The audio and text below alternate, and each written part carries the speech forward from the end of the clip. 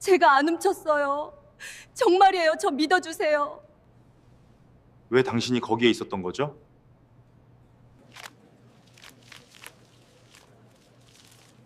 제 지갑을 찾아주셨다고요? 말도 안 돼. 너는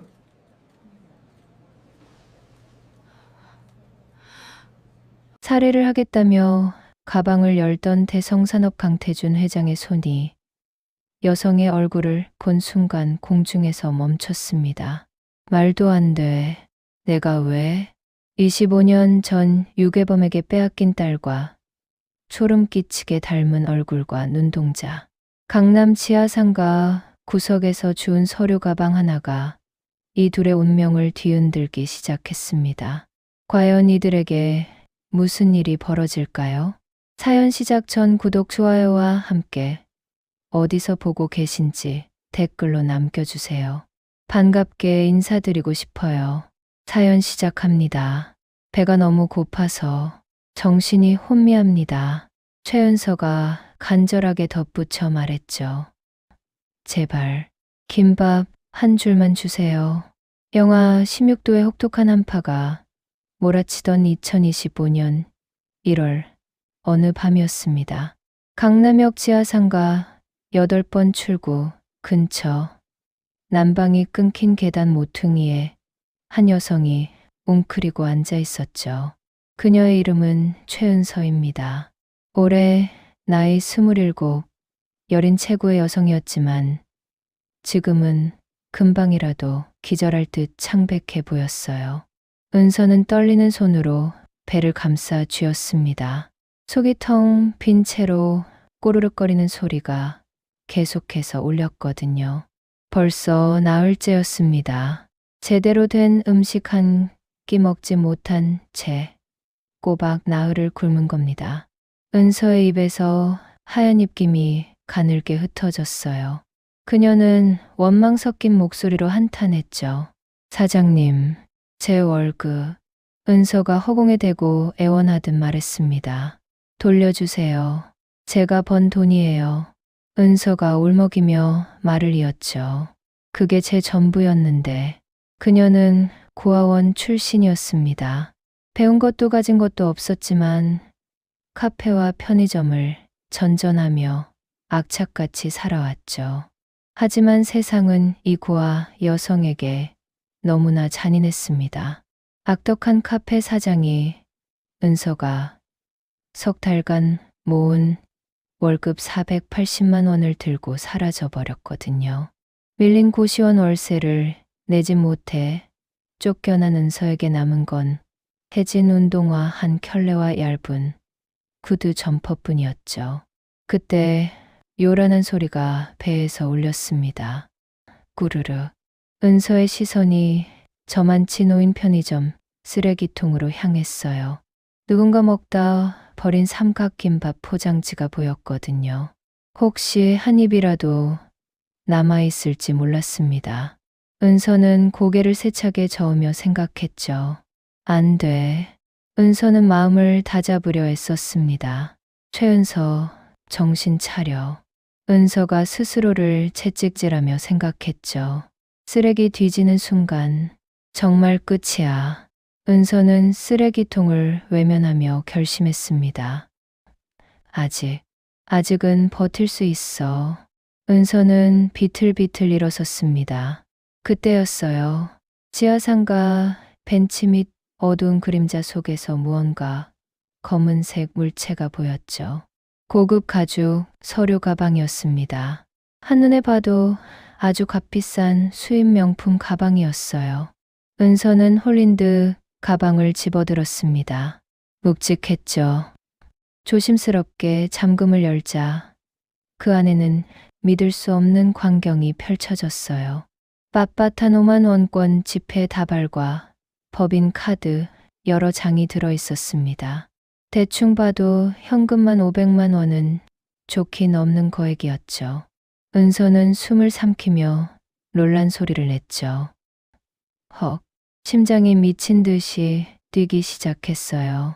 이 돈이면 당장 따뜻한 찜질방에 가서 푹 쉴 수 있잖아요.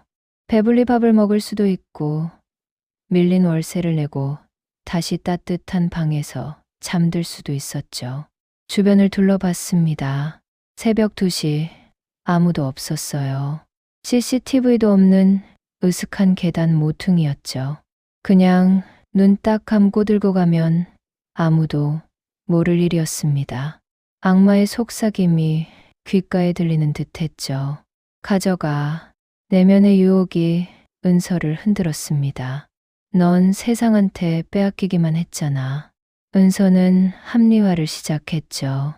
이건 하느님이 준 기회일 수도 있어. 은서의 손이 덜덜 떨렸습니다. 극심한 배고픔은 이성을 마비시키고 있었어요. 그녀는 가방에서 5만 원권 한 장을 꺼내려 손가락을 뻗었습니다. 바로 그 순간이었어요. 가방 안쪽 지퍼 포켓 속에 끼워져 있는 낡은 네컷 사진 한 장이 손끝에 닿았습니다. 은서는 의아해하며 사진을 들여다봤죠. 이건 오락실 사진. 빛바랜 네컷 사진 속에는 행복하게 웃는 젊은 부부와 아기의 모습이 찍혀 있었어요. 그런데 사진이 정확히 절반이 찢겨져 나가 있었습니다. 남자와 아기는 선명했지만 여자 쪽은 완전히 잘려나간 상태였죠. 사진 뒷면에는 삐뚤빼뚤한 글씨로 이렇게 적혀 있었습니다. 우리 지은이 100일 1999년 12월 25일. 그 아래에는 간절한 메시지가 적혀 있었어요. 아빠가 평생 지켜줄게. 순간 은서의 머릿속에 고아원 원장님의 목소리가 스쳐 지나갔습니다. 원장님의 따뜻한 목소리가 환청처럼 들려왔죠. 은서야, 내가 비록 부모 얼굴을 모르고 자랐어도 마음만은 그 누구보다 깨끗해야 한다. 원장님의 가르침이 은서의 가슴을 후벼 팠습니다. 남의 것을 탐하면 결국 내 영혼이 더러워지는 법이야. 은서는 감전된 사람처럼 손을 멈췄습니다. 눈물이 핑 돌았죠. 그녀는 입술을 깨물며 다짐하듯 중얼거렸습니다. 그래, 은서가 스스로에게 말했죠. 나는 가난하지, 도둑은 아니야. 은서는 가방을 쥔 손에 힘을 주며 말했습니다. 굶어 죽어도 남의 돈엔 손 안 대. 은서는 가방을 탁 소리 나게 닫았습니다. 그리고 이를 악물었죠. 경찰서로 가야 했습니다.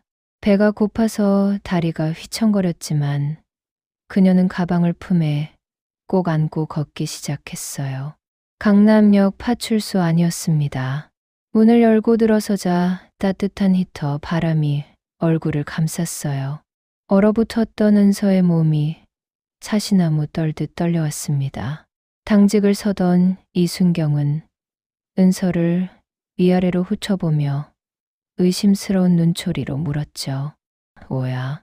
이순경이 귀찮다는 듯 덧붙였습니다. 새벽에 무슨 일이야? 떡진 머리, 남루한 옷차림, 창백한 얼굴을 한 은서가 서 있었습니다. 누가 봐도 영락 없는 노숙자, 행색이었거든요. 은서가 떨리는 손으로 서류 가방을 메밀며 대답했습니다. 이거요. 은서가 공손하게 말했죠. 서류 가방을 주었어요. 은서가 덧붙여 설명했습니다. 지하상가 계단에서 발견했습니다. 이순경은 가방을 열어보고는 눈이 휘둥그레해졌어요. 현금과 법인카드, 그리고 대성산업 강태준이라는 명함이 가득했기 때문이죠. 이순경의 눈매가 가늘어졌습니다. 가방 속명함으로 주인을 확인한 후 가방을 보관하고 있다는 사실을 주인에게 전화로 알렸습니다. 전화를 끊은 후 그는 은서를 의심스러운 눈초리로 노려보며 추궁했죠. 이순경이 윽박질렀습니다. 너 솔직히 말해봐. 이순경이 단정 짓듯 말했죠. 이거 훔친 거 아니야? 이순경이 비웃으며 말했습니다. 훔쳤다가 금액이 너무 커서 겁나서 가져온 거지. 은서가 억울하다는 듯 목소리를 높여 항변했습니다. 아닙니다. 은서가 절박하게 외쳤죠. 정말 죽은 겁니다. 이순경이 손을 내밀며 딱딱하게 말했습니다. 신분증 내봐. 은서가 기어들어가는 목소리로 대답했습니다. 은서가 우물쭈물하며 말했죠. 신분증을 도난당해서 재발급 신청 중입니다. 이순경이 혀를 차며 비아냥거렸습니다. 이순경이 그럴 줄 알았다는 듯 말했죠. 주소도 불분명하고 신분증도 없고. 이순경이 은서를 턱짓을 가리키며 말했습니다. 딱 봐도 의심스러운데. 이순경이 귀찮다는 듯 손짓하며 말했죠. 일단 저기 앉아서 기다려. 은서는 억울해서 미칠 것 같았습니다. 선한 일을 하고도 도둑 취급을 받는 현실이 너무 서러웠죠. 그냥 가져올 걸 그랬나 하는 후회가 밀려올 때쯤이었습니다. 파출소 앞에 검은색 마이바흐 한 대가 급하게 멈춰섰어요. 문이 열리고 한 중년 남성이 다급하게 뛰어들어왔습니다.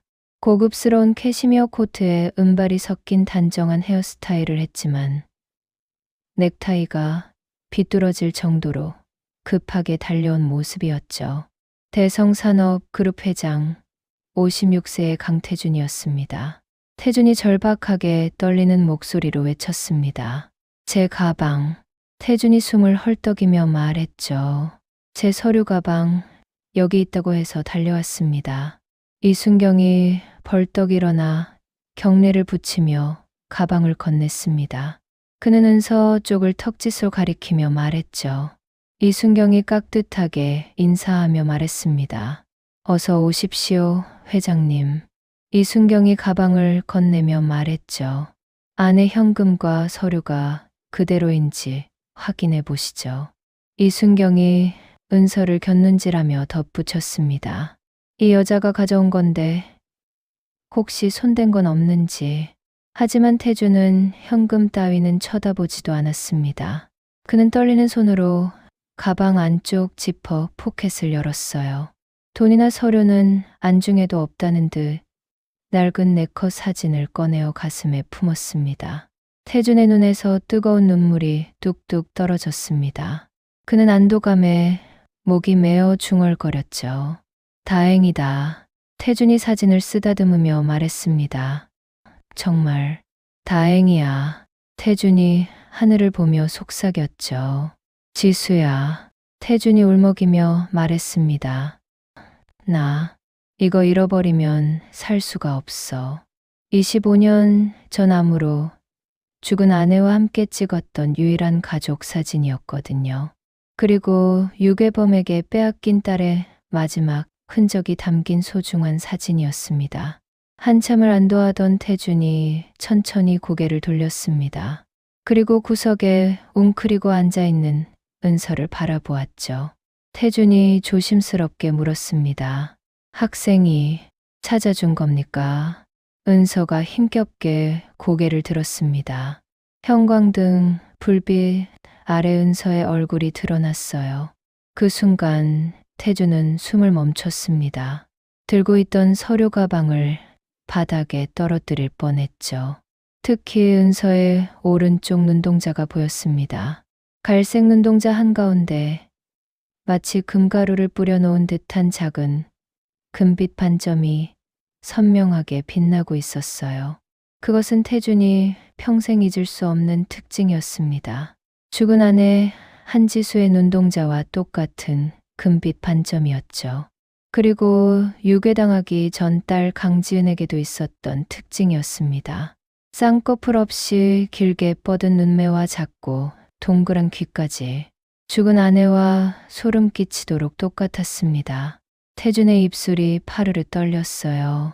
그는 믿을 수 없다는 듯 넋 놓고 중얼거렸죠. 태준이 은서의 얼굴에서 눈을 떼지 못하고 말했습니다. 지수야. 배고픔에 지쳐 창백해진 은서의 얼굴에서 태준은 죽은 아내의 환영을 보았습니다. 이순경이 고개를 갸웃거리며 의아한 표정으로 물었죠. 회장님, 아시는 분입니까? 이순경의 목소리가 파출소 안에 정적을 깼습니다. 태주는 그제야 퍼뜩 정신을 차렸죠. 눈앞에 있는 건 죽은 아내가 아니었거든요. 노숙자 행색을 한 낯선 여성일 뿐이었죠. 하지만 그의 심장은 여전히 진정되지 않고 미친 듯이 뛰고 있었습니다. 태주는 애써 태어난 척 한 걸음 물러서며 대답했어요. 아, 아닙니다. 떨리는 눈동자가 허공을 맴돌며 덧붙였죠. 사람을 잘못 봤습니다. 하지만 시선은 자석에 이끌리듯 계속해서 은서의 얼굴에 머물렀죠.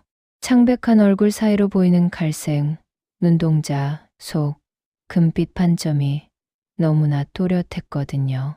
작고 동그란 귓불 모양까지 아내와 똑같았습니다.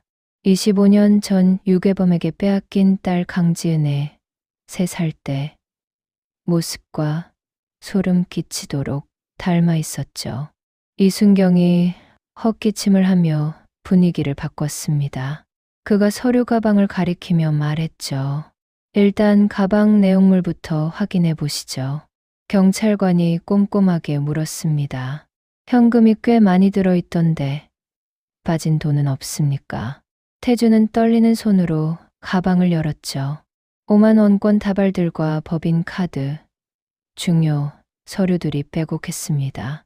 하지만 그는 돈이나 서류를 확인하지도 않았어요. 확인할 건 오직 하나뿐이었거든요. 가방 안쪽 지퍼 포켓 속에 끼워진 낡은 네컷 사진 한 장이었습니다. 우리 지은이 100일 1999년 12월 25일 아빠가 평생 지켜줄게. 빛바랜 네컷 사진이 무사한 것을 확인한 순간 다리에 힘이 풀려버렸죠. 그는 비틀거리며 의자에 주저앉았습니다. 태주는 가슴을 쓸어내리며 안도의 한숨을 내쉬었죠. 다행이다. 그가 사진을 어루만지며 중얼거렸습니다. 정말 다행이야. 이순경이 재촉하듯 물었어요. 회장님, 그가 다시 한번 확인했습니다. 현금은요? 의심을 거두지 않은 목소리가 물었죠. 현금은 다 맞습니까? 태준이 서류 가방을 가슴에 품으며 고개를 저었습니다. 돈이나 서류는 상관없습니다. 그가 단호하게 말했죠. 이 사진이 없으면 다 의미 없는 겁니다. 태준이 은서를 바라보며 덧붙였습니다. 그런데 다 그대로 있네요. 그는 다시 고개를 들어 구석에 웅크리고 있는 은서를 바라보았습니다. 여성은 죄인처럼 고개를 푹 숙이고 있었죠. 나흘을 굶은 탓에 백지장처럼 창백했고 입술은 바짝 말라 있었습니다. 태준이 조심스럽게 그녀를 불렀어요. 학생. 은서가 움찔하며 고개를 들었죠. 두 사람의 눈이 허공에서 마주쳤습니다. 가까이서 보니 더욱더 닮아 보였어요. 그의 가슴 속에서 뜨거운 무언가가 울컥 치솟는 것이 느껴졌습니다. 태주는 떨리는 목소리를 감추며 물었죠. 이름이 뭡니까? 은서가 작은 목소리로 대답했습니다. 최은서입니다. 그가 다시 물었죠. 나이는요? 은서가 짧게 대답했습니다. 27입니다. 27세. 태준의 머릿속에서 빠르게 계산기가 돌아갔습니다. 25년 전 두 살배기 딸을 유괴범에게 빼앗겼으니 살아있다면 딱 27세가 될 나이였거든요. 그의 손끝이 다시 파르르 떨려왔습니다. 태주는 속으로 생각했죠. 아, 그는 고개를 저으며 부정했습니다. 강태준, 정신 차려. 스스로를 타일렀습니다. 세상에 닮은 사람은 많아. 그는 씁쓸하게 기억을 떠올렸죠. 벌써 몇 번이나 속았었잖아. 태주는 마음을 다잡으려 애썼습니다.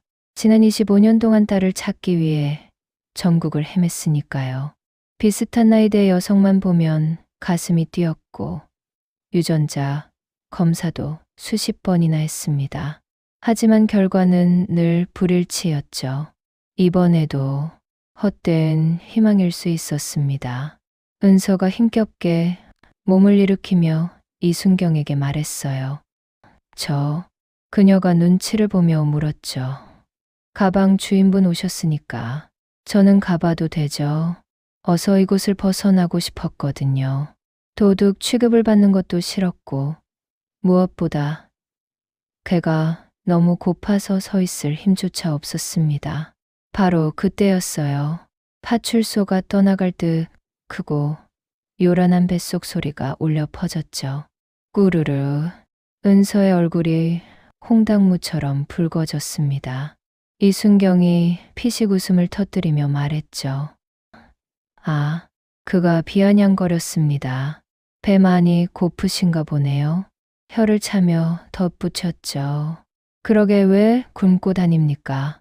은서는 창피함에 쥐구멍이라도 찾고 싶었습니다. 그녀는 황급히 문 쪽으로 걸음을 옮겼어요. 그때 태준이 다급하게 은서의 앞을 막아섰습니다. 그가 팔을 꽉 붙잡으며 외쳤죠. 잠깐만요. 고급스러운 캐시미어 코트 자락이 은서의 낡은 점퍼를 스쳤습니다. 뼈밖에 없는 앙상한 팔뚝이 손에 잡혔죠. 순간 가슴이 찌릿하게 아려왔습니다. 태주는 여성의 눈을 바라보며 간절하게 말했어요. 그냥 가시면 안 됩니다. 그가 진지하게 덧붙였죠. 살해를 해야죠. 태준이 서류 가방을 들어 보이며 말했습니다. 이렇게 소중한 걸 찾아줬는데 은서가 손사래를 치며 뒷걸음질 쳤습니다. 아닙니다. 그녀가 고개를 저으며 거절했죠. 살해받으려고 찾아드린 거 아닙니다. 은서가 담담하게 말했습니다. 그냥 주운 거 돌려드린 것뿐이에요. 태주는 잡은 팔을 놓지 않고 단호하게 말했죠. 그럼 식사라도 하고 가십시오. 그가 안쓰러운 눈빛으로 말했습니다. 소리를 들어보니 며칠은 굶으신 것 같은데. 은서가 머뭇거렸습니다. 자존심은 식사를 거절하라고 소리쳤지만 본능은 침을 삼키고 있었죠. 태주는 여성의 눈을 똑바로 바라보며 진심을 담아 말했습니다. 저한테 아주 소중한 걸 찾아주셨습니다. 그가 울먹이며 말을 이었죠. 제 목숨보다 귀한 사진을 지켜주셨다고요? 태준이 간곡히 부탁했습니다. 식사 한 끼 대접 못하고 보내면 제 마음이 너무 불편해서 잠을 못 잘 것 같습니다. 그가 손을 잡으며 말했죠. 그러니까 거절하지 마십시오. 태준의 눈빛은 간절했습니다. 냉철한 회장의 위압감은 온데간데 없고 그저 고마워하는 어른의 눈빛이었습니다. 은서는 저도 모르게 고개를 끄덕이고 말았습니다. 그녀가 기어들어가는 목소리로 부탁했죠. 그럼 은서가 침을 꿀꺽 삼키며 말했습니다. 김밥. 그녀가 간절하게 덧붙였죠. 김밥 한 줄만 사주세요. 은서가 고개를 숙이며 말했습니다. 따뜻한 거 먹고 싶어요. 소박한 대답에 태준의 마음이 또 한 번 덜컥했습니다. 스테이크도 아니고 정식도 아니고 고작 김밥이라니요. 이 여성은 얼마나 배가 고팠던 걸까요? 태주는 앞장서 파출소 문을 열며 밝게 말했죠. 그래요. 그가 웃으며 말했습니다. 김밥 먹으러 갑시다. 태준이 은서를 이끌며 덧붙였죠. 제일 맛있는 식당으로 갈게요. 차가운 새벽 공기가 훅 들어왔지만 마음은 이상하게 뜨거웠습니다. 뒤따라 나오는 은서의 등 뒤로 가로등 불빛이 비쳤죠. 태주는 여성의 뒷모습을 보며 다시 한번 아내를 떠올렸습니다. 걸음걸이마저 그 사람과 너무나 닮아 있었거든요. 그는 속으로 생각했습니다. 설마 기대감이 가슴을 채웠죠. 정말일까? 간절히 빌었습니다. 이번에는 진짜일까? 의심과 기대가 뒤섞인 채 태주는 은서를 자신의 차에 태우지 않고 나란히 걷기를 택했습니다. 조금이라도 더 이 여성을 관찰하고 싶었기 때문이죠. 강남역 근처 24시간 분식집이었습니다. 식당 주인이 구수한 사투리로 반갑게 맞이했습니다. 어서 오세요. 인원수를 확인하며 물었죠. 몇 분이십니까? 따뜻한 냄새와 짜글짜글한 소음이 뒤섞인 식당 안으로 두 사람이 들어섰죠. 고급 코트를 입은 태준의 등장에 새벽 식사를 하던 손님들의 시선이 일제히 쏠렸습니다. 기름때 묻은 테이블과 낡은 의자가 보였어요. 평소라면 그가 발조차 들이지 않았을 곳이었습니다. 하지만 지금은 이곳이 그 어떤 고급 레스토랑보다 중요했죠. 태준이 익숙하게 주문했습니다. 여기 김밥 2줄, 떡볶이 1접시 주세요. 주방을 향해 덧붙여 말했죠. 따뜻하게 해주세요. 그는 휴지를 뽑아 의자를 닦았습니다. 은서는 쭈뼛거리며 맞은편에 앉았죠. 죄송하고 고마운 마음이 뒤섞여 고개를 들 수가 없었습니다. 여성이 죄송한 표정으로 말했어요. 회장님, 고개를 숙이며 덧붙였죠. 제 때문에 이런 곳까지 오시고 죄송합니다. 태준이 손사래를 치며 말했습니다. 아닙니다. 그가 미소 지으며 말했죠. 저도 김밥 좋아합니다. 옛 추억을 떠올리며 덧붙였습니다. 아내랑 데이트할 때 자주 먹었거든요. 여성을 안심시키며 말했죠. 그러니까 부담 갖지 말고 편하게 드세요. 곧이어 김이 모락모락 나는 김밥과 떡볶이가 나왔습니다. 윤기 나는 김밥을 보자 은서의 눈이 촉촉해졌죠. 나흘을 굶은 장이 요동을 쳤습니다. 그녀가 젓가락을 들며 외쳤어요. 잘 먹겠습니다. 여성은 젓가락을 들자마자 허겁지겁 김밥을 집어 먹기 시작했습니다.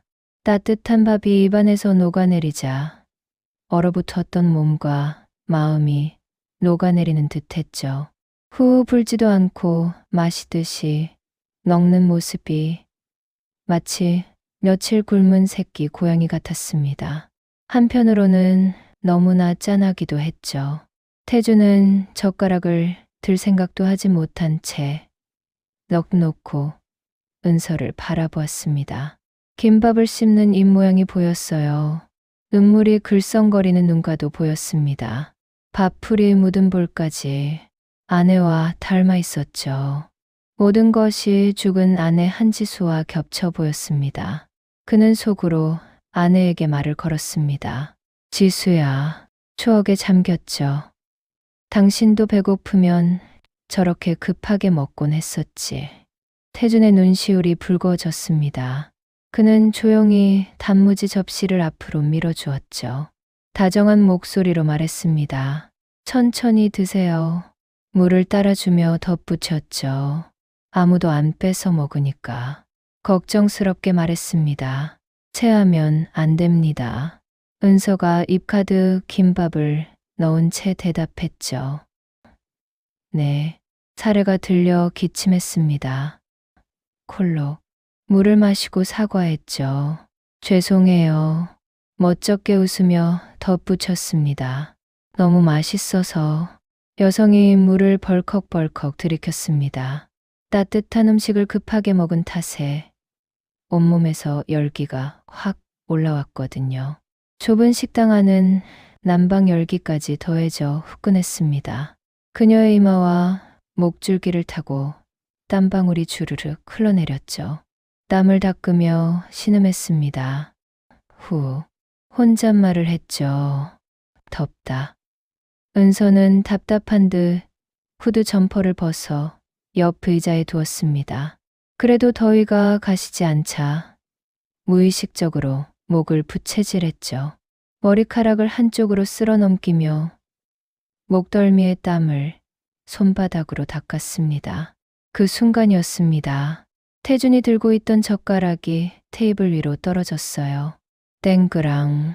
식당 안의 사람들이 깜짝 놀라 쳐다봤습니다. 하지만 그에게는 아무런 소리도 들리지 않았죠. 시선은 오직 한 곳에 고정되어 있었습니다. 여성의 왼쪽 귀였어요. 머리카락이 쓸려 올라가며 드러난 유난히 작고 동그란 귀가 보였습니다. 그것은 귀였습니다. 마치 조개 껍데기처럼 작고 동그랗게 말린 아주 독특한 모양의 귀였죠. 25년 전 그날 유괴범에게 딸을 빼앗기던 끔찍한 기억이 뇌리를 강타했습니다. 태준의 손이 사시나무 떨듯 떨렸어요. 숨을 쉴 수가 없었습니다. 심장이 입 밖으로 튀어나올 것만 같았죠. 아내를 닮은 눈동자 속 금빛 반점이 떠올랐습니다. 실종 당시 나이와 똑같은 27세라는 점도요. 그리고 결정적으로 저 작고 동그란 귀 모양까지 일치했습니다. 이건 우연일 수가 없었죠. 세상에 이렇게 똑같은 우연은 있을 수 없었습니다. 그가 자리에서 벌떡 일어났습니다. 다급하게 불렀죠. 학생. 여성을 붙잡으며 말했습니다. 잠깐만요. 의자가 뒤로 넘어가며 큰 소리를 냈습니다. 쾅. 은서가 놀란 토끼 눈으로 고개를 들어 올려다보았죠. 그녀가 당황하며 물었습니다. 네, 걱정스럽게 덧붙였죠. 회장님, 왜 그러세요? 태준의 떨리는 손가락이 귀를 가리켰습니다. 귀. 그가 힘겹게 말을 이었죠. 귀 모양이. 태준이 떨리는 목소리로 물었습니다. 선천적으로 저렇게 작습니까? 은서는 쑥스러운 듯 머리카락으로 귀를 가리며 웃었습니다. 대수롭지 않게 말했죠. 아, 이거요. 고개를 끄덕이며 덧붙였습니다. 네, 태어날 때부터 이랬대요. 사과했죠. 보기 이상하죠. 죄송해요. 담담하게 설명했습니다. 어릴 때부터 놀림받았어요. 저도 싫은데 어쩔 수 없더라고요. 말을 이었죠. 고아원 원장님 말씀으로는 들어올 때부터 이랬다고 하더라고요. 태준이 떨리는 목소리로 되물었습니다. 들어올 때부터. 숨을 삼키며 다시 물었죠. 들어올 때부터 그랬다고요?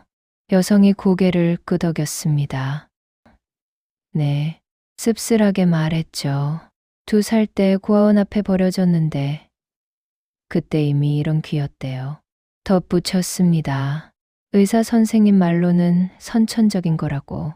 태준의 눈에서 눈물이 주르르 흘러내렸습니다. 확신이 들었거든요. 이 아이였습니다. 25년 동안 찾아 헤매던 내 딸이었죠. 내 아기 지은이가 맞았습니다. 그는 당장이라도 딸을 끌어안고 소리치고 싶었어요. 하지만 그럴 수 없었습니다. 아직은 일러도 너무 일렀거든요. 재벌가에는 적이 많았습니다.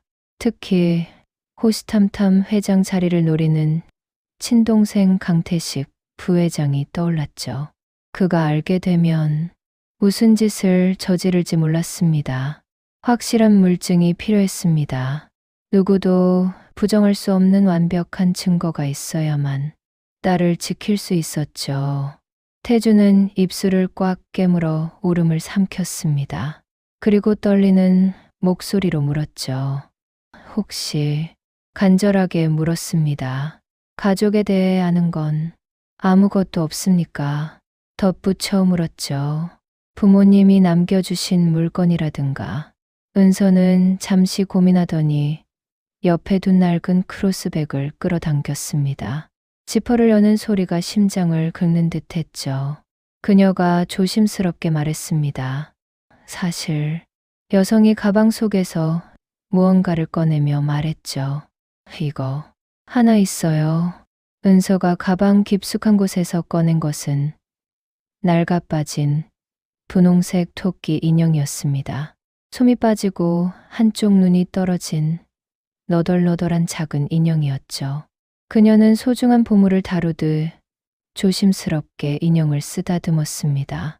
그리고 인형 배 쪽 주머니에서 무언가를 꺼냈죠. 태준에게 그것을 보여주며 말했습니다. 이게 제 유일한 가족 사진이에요. 씁쓸하게 웃으며 덧붙였죠. 반쪽짜리지만 은서가 거친 손바닥 위에 놓인 사진을 내밀며 말했습니다. 이게 제 전부예요. 그녀가 씁쓸한 표정으로 덧붙였죠. 반쪽짜리 사진이지만 여성의 손바닥 위에는 손톱만 한 4컷 사진이 놓여 있었어요.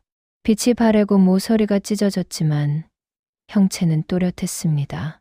25년 전 유행했던 오락실 4컷 사진기 앞에서 환하게 웃고 있는 젊은 남자와 아기가 보였죠. 하지만 정확히 절반이 찢겨 있어서 여자 쪽은 완전히 사라진 상태였습니다. 태주는 숨을 들이켰습니다. 그의 폐부 깊숙한 곳에서 비명 같은 탄식이 터져 나오려는 것을 겨우겨우 틀어막았죠.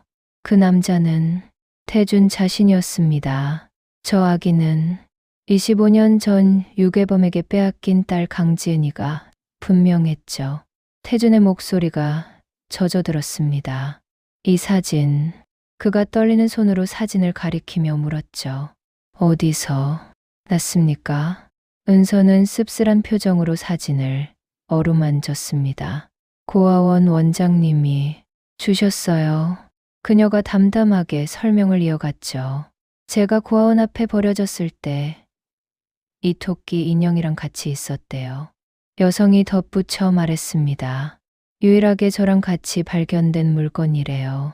그녀의 손가락이 사진에 찢어진 가장자리를 쓸었습니다. 거칠게 찢겨나간 단면이 보였죠. 그것은 누군가 억지로 떼어낸 흔적이었습니다. 은서가 사진을 들어 보이며 말했죠. 보시다시피 반쪽짜리예요. 그녀가 설명했습니다. 아빠는 있는데 엄마 쪽은 찢겨서 없어요. 여성이 추측하듯 말했죠. 누군가 일부러 찢은 것 같아요. 그녀가 고개를 숙이며 덧붙였습니다. 그래서 저는 제 엄마 얼굴을 몰라요. 은서의 덤덤한 목소리가 태준의 가슴을 후볐습니다. 그는 서류 가방을 꽉 움켜쥐었죠. 그 가방 안 지퍼 포켓 속에 바로 그 나머지 반쪽이 들어있었기 때문입니다. 젊은 시절 한지수가 행복하게 웃고 있는 그 나머지 반쪽이었죠. 두 사진을 합치면 완벽한 하나가 될 것이었습니다. 그는 떨리는 손을 뻗어 은서의 손을 잡았습니다. 굳은 살이 박힌 투박하고 거친 손이었어요.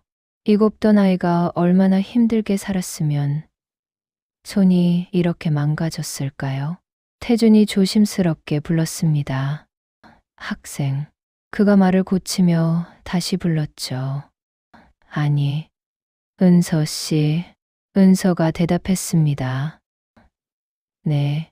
그녀가 태준을 바라보며 말했죠. 회장님, 태준이 물었습니다. 지금 하는 일은 있습니까? 그가 걱정스럽게 덧붙였죠. 거처는 있고요. 은서가 고개를 푹 숙였습니다. 부끄러움에 귀가 빨개졌죠. 그녀가 솔직하게 털어놓았습니다. 사실 여성이 한숨을 쉬며 말했죠. 없어요. 그녀가 기어 들어가는 목소리로 덧붙였습니다. 카페에서 쫓겨나고 고시원에서도 나와서 갈 곳이 없어요. 태준이 단호하게 제안했습니다. 그럼 우리 회사로 오십시오. 은서가 눈을 동그랗게 뜨고 고개를 들었습니다. 잘못 들은 줄 알았죠. 그녀가 되물었습니다. 네. 여성이 당황하며 말했죠. 회사로 가라니요. 그녀가 이해할 수 없다는 듯 덧붙였습니다. 무슨 말씀이세요? 태준이 설명했습니다. 일자리를 드리겠다는 겁니다. 그가 급하게 말을 지어냈죠. 마침 우리 회사 사무보조가 퇴사해서 사람이 필요해요. 태준이 이유를 댔습니다. 서류 정리도 해야 하고 문서 스캔도 해야 하는데 젊은 사람이 없어서 곤란하던 참이었어요. 사실 사무보조는 충분했지만 어떻게든 딸을 곁에 두고 싶었거든요. 눈앞에 두고 지켜야 안심이 될 것 같았습니다. 그리고 강태식 부회장의 눈을 피해 유전자 검사를 하려면 회사로 데려오는 것이 가장 안전했죠. 은서가 망설이며 말했습니다. 사무보조요. 그녀가 자신 없는 투로 덧붙였죠. 하지만 저는 고졸이고 자격증도 없는데요. 태준이 여성을 격려하며 말했습니다. 배우면 됩니다. 그가 은서의 손을 보며 덧붙였죠. 그리고 은서 씨 손을 보니 일을 야무지게 잘하실 것 같은데요. 태준이 확신에 찬 목소리로 말했습니다. 제가 사람 보는 눈은 정확합니다. 은서는 망설였습니다. 생판 모르는 사람의 회사에 들어간다는 것이 부담스러웠죠. 하지만 당장 갈 곳도 없고 배도 고팠습니다. 무엇보다 자신을 따뜻하게 바라보는 그의 눈빛을 거절하기 힘들었죠.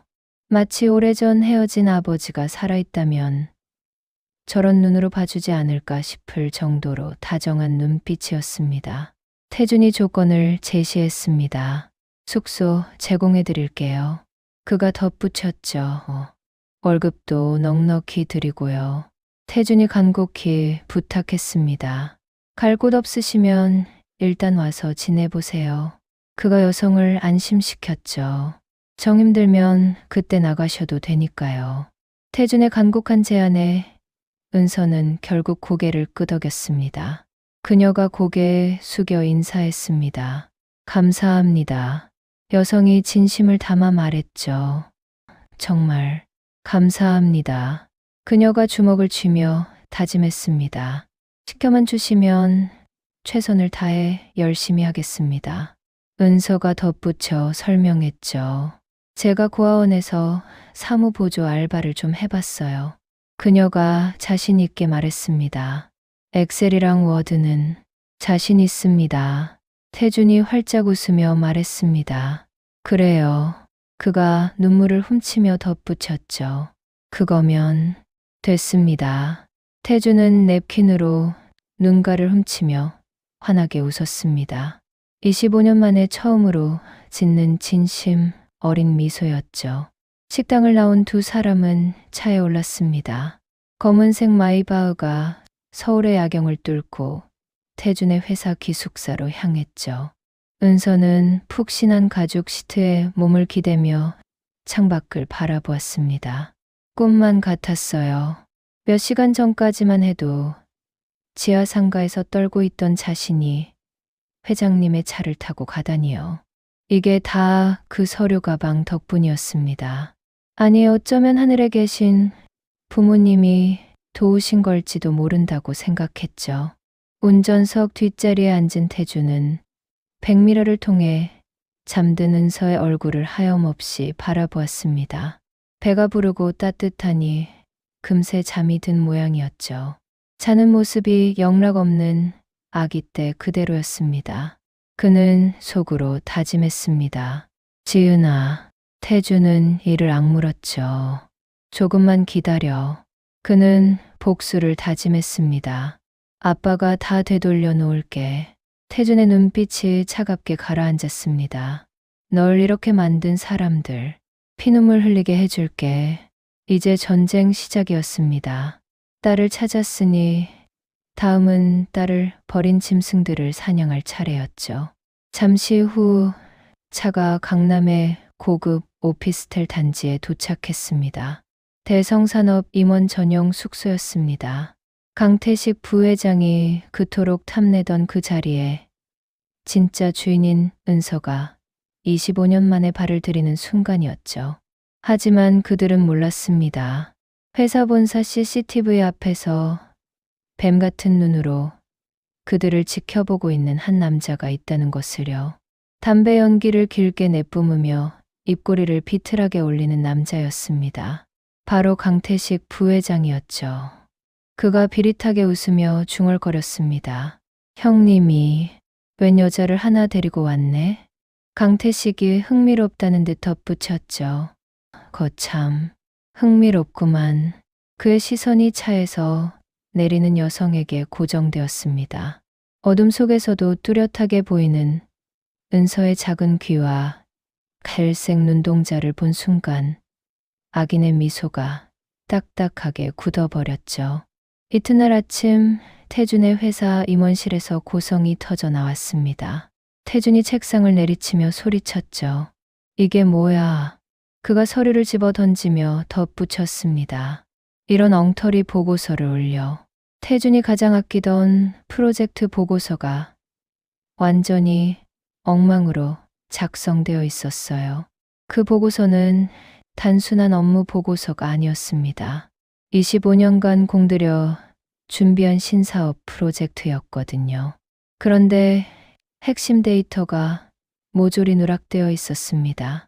비서실장이 쩔쩔매며 변명했습니다. 죄송합니다, 회장님. 그가 고개를 조아리며 덧붙였죠. 다시 작성하겠습니다. 비서실장이 다급하게 설명을 이어갔습니다. 담당자가 갑자기 퇴사해서 인수인계가 제대로 안 됐습니다. 그가 절망적인 표정으로 말했죠. 파일도 암호화되어 있어서 복구가 안 되는데요. 태준의 가슴이 무너져 내렸습니다. 이건 누군가 일부러 꾸민 일이야. 불길한 생각이 스쳤죠. 그가 단호하게 명령했습니다. 당장 IT팀 불러. 태준이 책상을 다시 내리치며 소리쳤죠. 어떻게든 복구해. 그가 간절하게 덧붙였습니다. 돈은 얼마가 들어도 상관없으니까. 그때였습니다. 사무복으로 갈아입은 은서가 조용히 문을 두드렸죠. 저 회장님.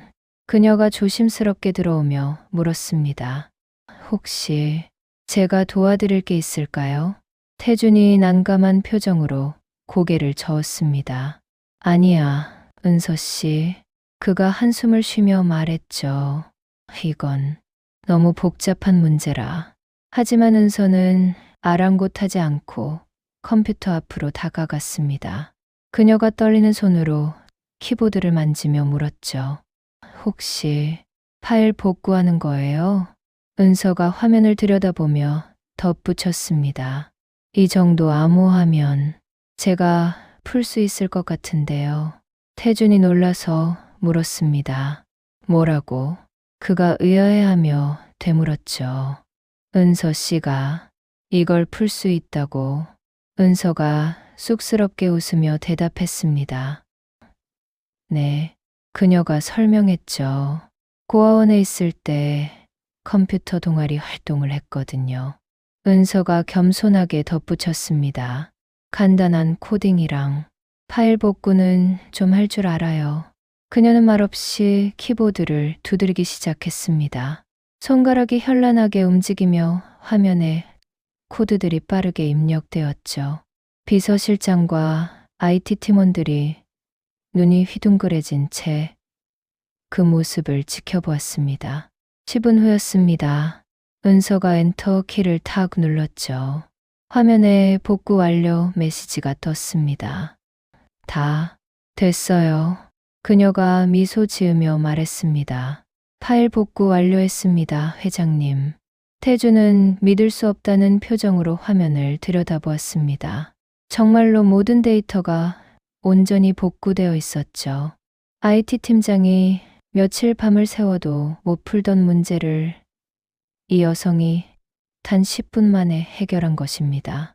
태준의 입에서 탄성이 터져 나왔습니다. 대단해. 그가 은서의 어깨를 두드리며 칭찬했죠. 은서 씨, 정말 대단해요.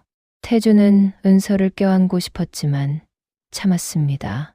아직은 때가 아니었으니까요. 하지만 그의 눈에서 뜨거운 눈물이 주르륵 흘러내렸습니다. 역시 내 딸이야. 그는 확신했죠. 내 피를 물려받은 내 딸이 맞아. 그 모습을 2층 복도에서 지켜보는 시선이 있었습니다. 대성산업의 부회장이자 태준의 친동생인 강태식이었죠. 그는 담배를 신경질적으로 비벼 끄며 사무실로 내려왔습니다. 강태식이 인상을 쓰며 물었습니다. 형님, 그가 은서를 위아래로 훑어보며 말했죠. 이 여자는 누굽니까? 강태식이 비웃으며 덧붙였습니다. 품격 떨어지게 아무나 회사에 들이고 그래요. 그의 목소리에는 가시가 돋아 있었습니다. 그는 53세의 나이에도 욕심으로 번들거리는 눈빛을 가지고 있었죠. 태주는 표정을 싹 굳히며 은서의 앞을 막아섰습니다. 그가 차갑게 대꾸했죠. 새로운 사무보조예요. 태준이 쏘아 붙였습니다. 동생은 신경 꺼요. 단호하게 덧붙였죠. 제 회사, 제 직원입니다. 강태식이 코웃음을 쳤습니다.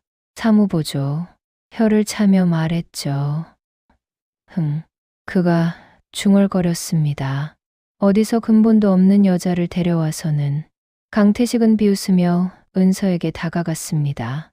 그리고 은서의 턱을 손가락으로 톡톡 건드렸죠.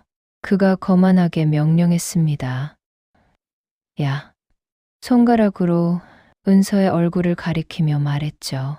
고개 좀 들어봐라. 강태식이 훈계하듯 말했습니다. 회장님 회사에 들어왔으면 인사부터 제대로 해야지. 그가 비아냥거렸죠. 교육을 못 받았나? 은서가 천천히 고개를 들었습니다. 모욕적인 언사에 주먹이 쥐어졌지만 태준을 봐서 참았죠. 여성은 강태식을 똑바로 응시했습니다. 형광등 불빛을 받아 갈색 눈동자, 속 금빛 반점이 환하게 빛났어요. 그녀가 정중하게 인사했습니다. 안녕하십니까? 또렷한 목소리로 말했죠. 오늘부터 일하게 된 최은서입니다. 그 순간 강태식의 동공이 지진이라도 난 듯 흔들렸습니다. 뒷걸음질을 치다 발이 꼬여 넘어질 뻔했죠. 그의 얼굴에서 핏기가 완전히 사라졌습니다. 강태식은 속으로 비명을 질렀습니다. 저 눈, 그가 의심했죠. 저 눈동자, 경악했습니다. 저 작은 귀. 강태식은 25년 전 납치했던 국화 강지은을 보고 있는 줄 알았습니다. 아니, 그보다 더 끔찍한 기억이 떠올랐죠. 자신이 유괴범에게 돈을 건네며 흔적 없이 처리하라고 명령했던 그 두 살배기 조카였습니다. 울면서 삼촌 하고 불렀던 그 아이의 눈빛과 은서의 눈빛이 완벽하게 겹쳐 보였거든요. 강태식이 뭔가를 잡을 듯 소리쳤습니다. 너, 그가 말을 더듬었죠. 너, 이 여자, 악을 썼습니다. 누구야? 다그쳤죠. 정체가 뭐야? 도둑채 발 저린 격이었습니다. 은서는 당황하지 않고 침착하게 대답했습니다. 그녀가 담담하게 말했죠. 말씀드렸다시피 사무보조 최은서입니다. 여성이 되물었습니다. 부회장님은 왜 그렇게 놀라십니까? 뼈 있는 한마디를 던졌죠. 제가 누구랑 닮기라도 했습니까? 강태식은 입을 뻐끔거렸지만 아무 말도 할 수 없었습니다. 추운 땀이 비 오듯 쏟아졌죠. 그는 속으로 생각했습니다. 살아있었어. 공포가 엄습했습니다. 그 피덩이가 살아서 제 발로 찾아왔단 말이야? 강태식의 눈이 뱀처럼 가늘어졌습니다. 그는 본능적으로 느꼈죠. 이 여자는 진짜야. 자신이 차지하려던 회장 자리를 위협할 진짜 주인이 나타난 것입니다. 그가 악담을 퍼부었습니다. 두고 보자. 으르렁거렸죠. 내 눈에 띄지 마라. 살기 어린 목소리로 덧붙였습니다. 쥐도 새도 모르게 치워버릴 테니까. 강태식은 도망치듯 자리를 떴습니다. 하지만 그의 떨리는 등은 공포를 숨기지 못했죠. 태주는 은서의 어깨에 손을 올렸습니다. 그가 위로하며 말했죠. 놀랐죠. 씁쓸하게 웃으며 덧붙였습니다. 신경 쓰지 마세요. 설명했죠. 원래 저런 사람이에요. 은서가 고개를 저으며 대답했습니다. 아닙니다, 회장님. 그녀가 태준을 부르며 말했죠. 괜찮아요. 의아해하며 덧붙였습니다. 그런데 부회장님이 저를 보시는 눈빛이 말을 골랐죠. 마치 귀신이라도 본 것 같았어요. 은서의 말에 태주는 속으로 생각했습니다. 귀신보다 무섭겠지. 그는 확신했죠. 자신이 죽이려던 조카가 살아서 돌아왔으니까. 그날 밤 강태식은 비서를 은밀히 호출했습니다. 그가 다급하게 지시했죠. 지금 당장 저 사무보조 여자 뒷조사해. 명령했습니다. 출신 고아원부터 과거 행적까지 싹 다 털어와. 서랍을 열며 덧붙였죠. 그리고 강태식이 서랍에서 무언가를 꺼냈습니다. 오래전 빼돌렸던 회사 기밀 서류와 현금 다발이었죠. 그가 비릿하게 웃으며 말했습니다. 덫을 놓아야겠다. 서류 봉투를 던지며 덧붙였죠. 아주 빠져나갈 수 없는 강력한 덫을. 평화롭던 어느 월요일 아침 대성산업본사가 발칵 뒤집혔습니다. 임원실에서 강태식의 고함이 터져 나왔죠. 그가 책상을 내리치며 소리쳤습니다. 비상사태다. 보안팀을 찾으며 고함쳤죠. 당장 경찰 불러. 다급하게 명령했습니다. 보안팀 뭐 하는 거야? 강태식이 덧붙였습니다. 출입구 다 봉쇄해. 잠옷 차림의 태준이 놀라서 뛰어 올라왔습니다. 그가 다급하게 물었죠. 동생, 아침부터 무슨 일이야? 걱정스럽게 덧붙였습니다. 왜 이래? 강태식이 인상을 찌푸리며 대답했습니다. 형님, 과장된 몸짓으로 말했죠. 큰일 났어요. 금고를 가리키며 말했습니다. 금고가 털렸습니다. 없어진 물건들을 나열했죠. 회사 M&A 관련 기밀 서류랑 비자금으로 쓸 현금 8천만 원이 감쪽같이 사라졌어요. 태준의 얼굴이 하얗게 질렸습니다. 그 서류는 회사 운명이 걸린 1급 기밀이었거든요. 외부로 유출되면 주가가 폭락하고 회사가 공중분해될 수도 있는 위험한 물건이었죠. 그가 믿을 수 없다는 듯 물었습니다. 그게 무슨 소리야? 따지듯 물었죠. 이 회사 보안이 얼마나 철저한데 도둑이 들어? 강태식이 단호하게 대답했습니다. 외부 침입 흔적은 없어요. CCTV 모니터를 가리키며 말했죠. CCTV도 깨끗하고요. 의미심장하게 덧붙였습니다. 이건 분명 내부 소행입니다. 사무실 쪽을 노려보며 말했죠. 이 회사 구조를 잘 알고 자유롭게 드나들 수 있는 놈의 짓이라고요. 그의 뱀 같은 눈이 은서의 책상을 향해 번뜩였습니다. 그곳에는 이른 아침부터 서류 정리를 하고 있는 은서가 있었죠. 태준이 떨리는 목소리로 물었습니다. 설마 은서 씨를 의심하는 거야? 강태식이 혀를 차며 말했습니다. 형님, 따져 물었죠. 저 여자 들어온 지 얼마나 됐습니까? 손가락을 펴 보이며 말했습니다. 딱 일주일 됐죠. 확신에 찬 목소리로 덧붙였습니다. 저 여자 들어오자마자 이런 일이 생긴 게 우연이라고 생각합니까? 그는 비서에게 눈짓했습니다. 이미 짜인 각본대로 경찰차 세대가 요란한 사이렌을 울리며 회사로 들이닥쳤죠. 영문도 모르는 은서는 책상에서 서류를 정리하던 중 경찰들에게 포위되었습니다. 형사가 수첩을 꺼내며 말했습니다. 최은서 씨 되십니까? 수갑을 꺼내며 덧붙였죠. 특수절도 위산업 스파이 혐의로 긴급 체포합니다. 여성이 당황하며 외쳤습니다. 네, 억울함을 호소했죠. 절도라니요. 강력하게 부인했습니다. 저는 아무것도 훔치지 않았어요. 은서가 거칠게 반항했지만 경찰 2명이 양팔을 꺾어 제압했습니다. 태준이 달려와 소리쳤죠. 멈추세요. 경찰들을 막아서며 말했습니다. 아직 증거도 없잖아요. 은서를 감싸며 덧붙였죠. 우리 직원 함부로 대하지 마세요. 강태식이 비웃으며 끼어들었습니다. 증거야. 찾아보면 나오겠죠. 사물함을 가리키며 명령했습니다. 이 여자가 사용하는 사물함부터 뒤져봐. 그의 호통에 형사들이 은서의 사물함으로 우르르 몰려갔습니다. 은서는 억울해서 미칠 것 같았어요. 자신은 그저 성실하게 일했을 뿐인데 도둑 누명을 쓰다니요. 그녀가 피를 토하듯 절규했습니다. 뒤져보세요. 결백을 주장했죠. 저는 10원 한 장 훔친 적 없어요. 하늘을 우러러보며 외쳤습니다. 제 결백은 하늘이 압니다.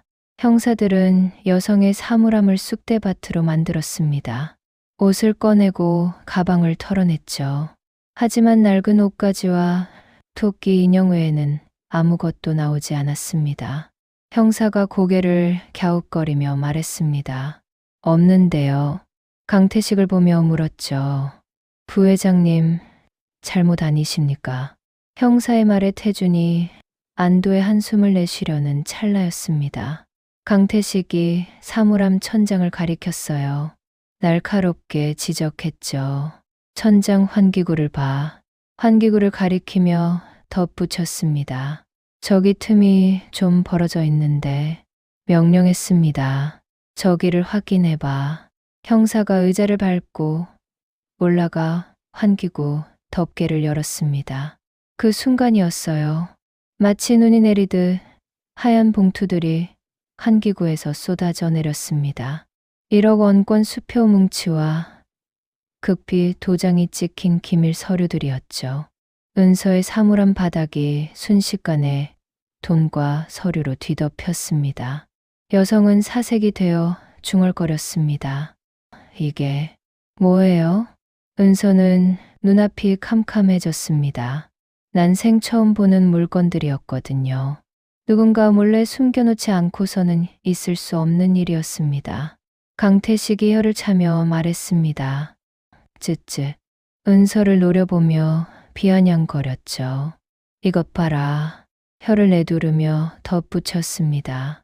아주 대범한 여자네. 태준을 보며 말했죠. 형님, 이게 보입니까? 그가 환기구를 가리켰습니다. 감히 회사 사물함 천장에 훔친 물건을 숨겨놔? 태준은 충격에 입을 다물지 못했습니다. 믿었던 여성에게 배신당한 기분이었죠. 아니, 믿고 싶지 않았습니다. 하지만 눈앞의 증거는 너무나 명백했거든요. 태준이 떨리는 목소리로 물었습니다. 은서 씨, 애원하듯 말했죠. 이게 어떻게 된 일입니까? 여성의 눈을 보며 재차 물었습니다. 말해봐요. 고개를 저으며 덧붙였죠. 아니라고 해봐요. 은서는 눈물이 그렁그렁한 눈으로 그를 바라보았습니다. 간절하게 대답했죠. 회장님, 고개를 가로저으며 말했습니다. 저, 아니에요. 맹세했죠. 맹세코 저는 저게 뭔지도 몰라요. 울부짖었습니다. 누군가 저를 모함하는 겁니다. 강태식이 은서의 뺨을 후려쳤습니다. 여성의 고개가 힘없이 돌아갔죠. 그가 윽박질렀습니다. 닥쳐라, 이 도둑년아. 바닥에 떨어진 서류를 가리키며 소리쳤죠. 증거가 이렇게 차고 넘치는데 어디서 발뺌이야. 강태식은 미리 불러둔 기자들을 향해 손짓했습니다. 기자들에게 외쳤죠. 찍어요. 신이 나서 덧붙였습니다. 다 찍어. 은서를 손가락질하며 말했죠. 이 여자가 바로 회장의 신뢰를 이용해서 접근한 산업 스파이입니다. 악랄하게 덧붙였습니다. 남자 회장한테 빌붙어서 한몫 잡으려던 파렴치한 여자라고. 카메라 플래시가 기관총처럼 터졌습니다. 은서는 손으로 얼굴을 가렸지만 이미 늦었죠. 기자들은 자극적인 헤드라인을 뽑아내느라 바빴습니다. 여성에게 수갑이 채워졌습니다. 차가운 금속의 감촉이 손목을 파고들었죠. 은서는 경찰차로 끌려가면서도 끝까지 태준을 바라보았습니다. 그녀가 절규했습니다. 회장님, 눈물을 흘리며 외쳤죠. 저 믿어주세요. 몸부림치며 소리쳤습니다. 저 진짜 아니에요. 억울함에 목이 메어 외쳤죠. 아버지, 태준을 아버지라고 부르며 호소했습니다. 아버지도 어릴 때 억울했을 거 아닙니까? 마지막으로 소리쳤죠. 저도 똑같아요. 은서의 절규가 태준의 가슴에 비수처럼 꽂혔습니다. 아버지라는 단어에 심장이 덜컥 내려앉았죠. 하지만 강태식이 그의 어깨를 감싸며 속삭였습니다. 귀에 대고 말했죠. 들었죠, 형님? 혀를 차며 덧붙였습니다. 저 여자가 이제 아버지 타령까지 하네요. 이간질했죠. 미리 조사해서 형님 아픈 구석까지 다 파악하고 접근한 거예요. 단정 지었습니다. 아주 질이 나쁜 여자라니까요. 태준은 혼란스러웠습니다. 눈동자 속 금빛 반점도 작은 귀도 찢어진 사진도 다 딸이라고 말하고 있었거든요. 하지만 상황은 그녀를 범죄자라고 가리키고 있었습니다. 경찰차가 은서를 태우고 멀어지자 그는 그 자리에 주저앉았습니다. 경찰은 현장 증거물로 떨어진 수표와 서류, 그리고 은서의 개인, 물품을 모두 압수했습니다. 그 중에는 그녀가 보물처럼 아끼던 낡은 토끼 인형과 네컷 사진도 포함되어 있었죠. 유치장으로 끌려간 은서는 차가운 바닥에 웅크리고 앉았습니다. 억울함과 분노로 온몸이 떨렸죠. 세상은 돈 없고 힘없는 자신에게 너무나 가혹했습니다. 어릴 때 버려졌을 때도 이랬을까? 자신은 아무 잘못도 없는데 그저 존재 자체가 죄였던 걸까요? 은서는 입술을 깨물어 피를 냈습니다. 속으로 다짐했죠. 아니야. 스스로를 믿으려 애썼습니다. 난 안 훔쳤어. 눈물을 삼키며 생각했죠. 난 떳떳해. 천장을 바라보며 되뇌었습니다. 하늘이 알고 땅이 알아. 하지만 사회적으로 매장당한 그녀를 믿어줄 사람은 아무도 없어 보였습니다. 그날 밤 태준은 텅 빈 은서의 책상 앞에 홀로 앉아 있었습니다. 난장판이 된 사물함에는 은서의 냄새가 희미하게 남아 있었죠. 그는 경찰이 압수해가지 않고 구석에 처박아둔 물건 하나를 발견했습니다. 사물함 뒤편으로 굴러떨어진 작은 배터리 하나였어요. 태준은 그 배터리를 집어들고 생각에 잠겼습니다. 아까 경찰이 은서 가방에서 가져간 낡은 8mm 캠코더가 떠올랐거든요. 은서는 끌려가면서도 그 기계만은 조심해달라고 애원했었습니다. 지난번 그녀가 했던 말이 떠올랐죠. 부모님 얼굴은 모르지만 그 기계가 제 유일한 가족이에요. 태준은 벌떡 일어났습니다. 무언가 확인해야 했거든요. 아무리 증거가 명백해도 핏줄이 당기는 직감을 무시할 수 없었습니다. 그의 눈빛이 다시 흔들리기 시작했습니다. 결심하며 중얼거렸죠. 경찰서로 가야겠어.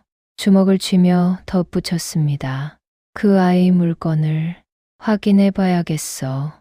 그 캠코더 안에 진실의 열쇠가 들어있을지도 모른다. 강한 예감이 들었습니다. 새벽 3시 강남경찰서 형사과였습니다. 당직 형사가 졸린 눈을 비비며 일어났죠. 태준은 흐트러진 넥타이를 정리할 생각도 못한 채 형사과 문을 열고 들어왔습니다. 그의 손에는 은서의 사물함에서 주운 배터리 2개가 꽉 쥐어져 있었죠. 형사가 놀라서 물었습니다. 회장님, 형사가 시계를 보며 덧붙였죠. 이 새벽에 무슨 일이십니까? 태준이 다급하게 요구했습니다. 압수품 좀 봐야겠습니다. 태준이 배터리를 들어 보이며 덧붙였죠. 최은서 씨 가방에 있던 8mm 캠코더요. 형사가 난처한 표정으로 대답했습니다. 그거 고장 난 고물 같던데요. 형사가 고개를 갸웃거리며 말했죠. 작동도 안 되는 것 같았는데 형사가 규정을 들먹이며 거절했습니다. 증거물이라 함부로 내드릴 수는 없는데요. 태준이 파란 눈빛으로 소리쳤습니다. 제 회사 물건 훔쳐갔다고 신고한 사람이 접니다. 태준이 책상을 내리치며 따졌죠. 피해자가 확인 좀 하겠다는데 그게 안 됩니까? 태준의 기세에 눌린 형사가 쩔끔하며 열쇠를 꺼냈습니다. 잠시 후 투명한 증거 봉투에 담긴 낡은 8mm 캠코더가 책상 위에 놓였죠. 25년 전 모델이었습니다. 곳곳이 깨지고 테이프로 칭칭 감겨있는 볼품없는 기계였죠.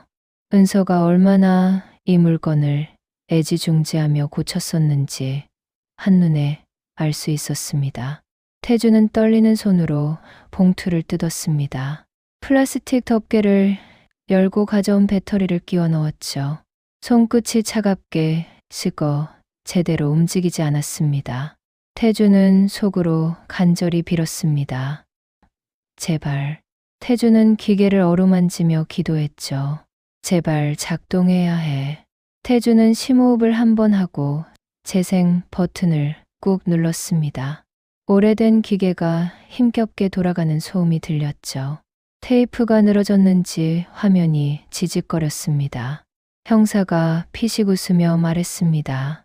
그거 보세요. 형사가 빈정거렸죠.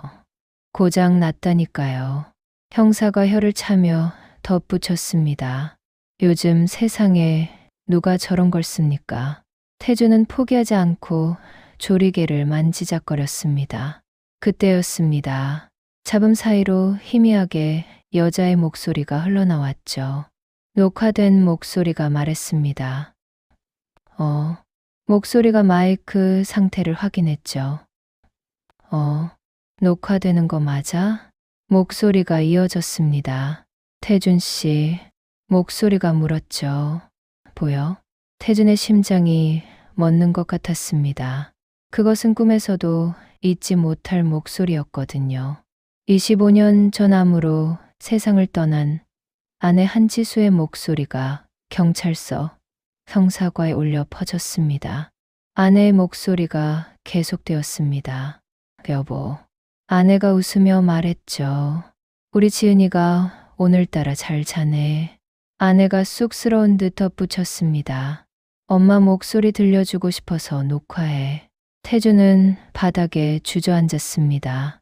형사도 입을 다물지 못한 채 캠코더를 바라보았죠. 작은 액정 화면에서는 다정하고 따뜻한 아내의 모습이 계속 흘러나왔습니다. 아내가 아기에게 말을 걸었습니다. 지은아. 아내가 사랑을 담아 불렀죠. 사랑하는 우리 아가. 아내가 소망을 담아 말했습니다. 엄마는 우리 지은이가 세상에서 제일 행복한 사람이 됐으면 좋겠어. 아내가 당부했죠. 돈 많은 부자보다 마음이 따뜻한 사람이 되렴. 그리고 자장가가 이어졌습니다. 아내가 생전 즐겨 부르던 서툰 자장가였죠. 아내가 나지막이 노래했습니다. 자장 자장.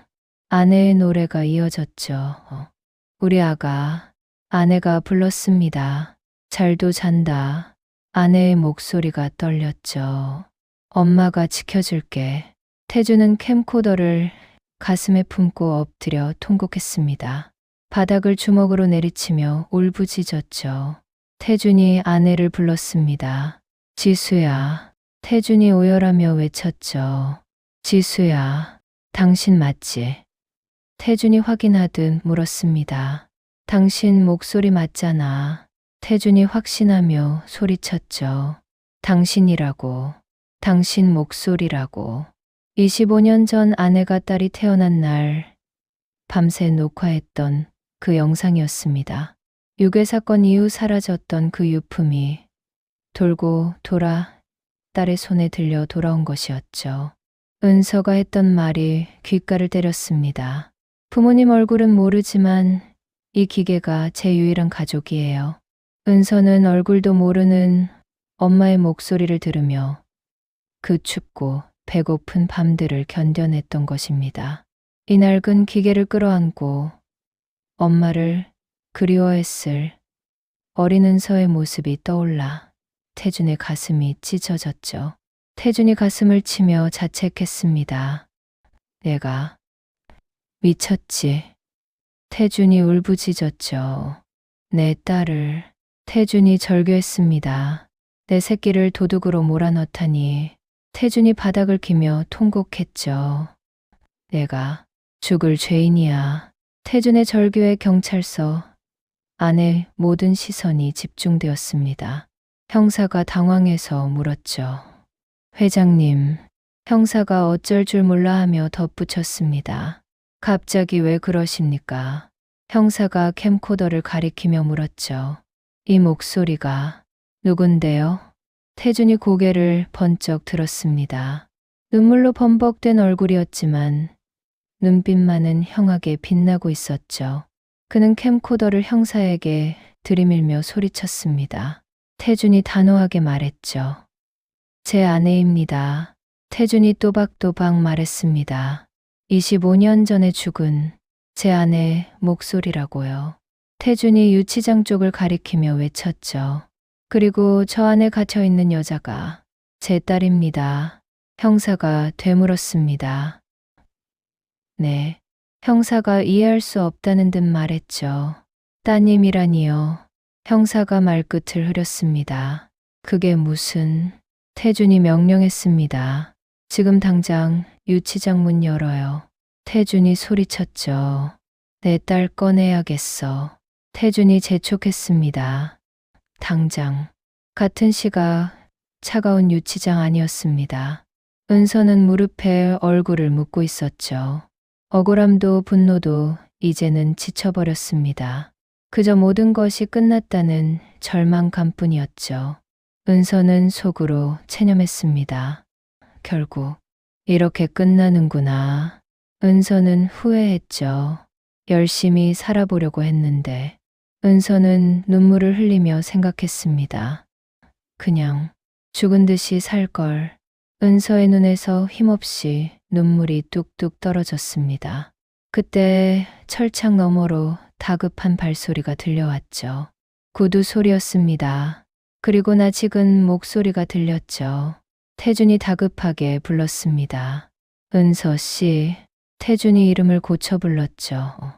은서야. 은서가 고개를 들었습니다. 철창에 매달려 있는 태준이 보였죠.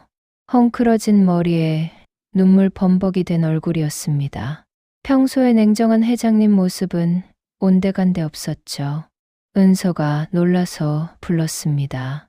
회장님. 태준이 철창 사이로 손을 뻗으며 말했습니다. 미안해. 태준이 울먹이며 사과했죠. 정말 미안해. 태준이 자책했습니다. 내가 널 못 알아봤어. 태준이 은서의 손을 잡으려 하며 덧붙였죠. 아빠가 죄인이야. 태준은 철창 사이로 손을 뻗어 은서의 얼굴을 어루만졌습니다. 은서는 멍하니 태준을 바라보았죠. 아빠라니요. 자신을 도둑으로 몰았던 사람이 왜 갑자기 아빠라고 하는지 이해할 수 없었습니다. 은서가 뒷걸음질치며 말했습니다. 회장님. 은서가 경계하며 물었죠. 왜 그러세요? 은서가 두려움에 떨며 덧붙였습니다. 저한테 또 무슨 죄를 뒤집어 씌우시려고요? 그 모습에 태준의 가슴이 무너져 내렸습니다. 얼마나 상처받았으면 저렇게 겁을 먹었을까. 태준이 고개를 저으며 말했습니다. 아니야. 태준이 울먹이며 덧붙였죠. 그런 거 아니야. 태준이 캠코더를 보여주며 말했습니다. 이거 봐. 태준이 철창 사이로 기계를 밀어넣으며 말했죠. 이거 엄마 거잖아. 재생 버튼을 누르자 다시 한번 아내의 자장가가 좁은 유치장 안에 울려 퍼졌습니다. 아내의 목소리가 들렸죠. 지은아, 아내가 속삭였습니다. 사랑해. 아내가 약속했죠. 엄마가 지켜줄게. 은서의 눈이 커졌습니다. 매일 밤 혼자 듣던 그 목소리였거든요. 얼굴도 모르는 엄마의 목소리가 맞았습니다. 태준이 확신에 찬 목소리로 말했습니다. 이 목소리, 태준이 설명했죠. 내 아내야. 태준이 은서를 바라보며 말했습니다. 내 엄마라고. 태준이 눈물을 흘리며 고백했죠. 25년 전, 내가 잃어버린 딸이 바로 너야. 태준이 이름을 불렀습니다. 지은아. 은서가 믿을 수 없다는 듯 중얼거렸습니다. 거짓말. 태준이 강하게 부정했습니다. 거짓말 아니야. 태준이 증거를 댔죠. 내 눈동자 속 금빛 반점. 태준이 가슴을 치며 말했습니다. 그거 내 엄마가 그랬어. 태준이 설명했죠. 내가 태어났을 때부터 있었어. 태준이 또 다른 증거를 댔습니다. 그리고 내 작은 귀. 태준이 지갑을 꺼내며 말했죠. 그 나머지 반쪽 내 지갑에 있어. 태준은 지갑에서 네컷 사진 반쪽을 꺼내 은서에게 보여주었습니다. 은서는 떨리는 손으로 자신의 가슴 주머니를 뒤졌습니다. 하지만 사진은 이미 경찰이 압수해 갔죠. 은서가 절망적으로 말했습니다. 제 사진은 경찰이 가져갔어요. 태준이 형사에게 소리쳤습니다. 사진, 최은서 씨 사진 가져와. 형사가 황급히 증거 보관함을 뒤져 낡은 토끼 인형 속에서 네컷 사진 반쪽을 꺼내왔습니다. 철창을 사이에 두고 두 개의 찢어진 사진이 하나로 맞물렸습니다. 젊은 태준과 지수, 그리고 아기가 함께 웃고 있는 완벽한 가족 사진이 완성되었죠. 은서의 입에서 탄식이 터져 나왔습니다. 아, 다리에 힘이 풀려 철창을 잡고 주저앉았죠. 평생 고아인 줄 알았는데, 버림받은 자식인 줄 알았는데, 그런데 바로 눈앞에 아빠가 있었어. 은서가 떨리는 목소리로 물었습니다. 아빠. 은서가 재차 확인했죠.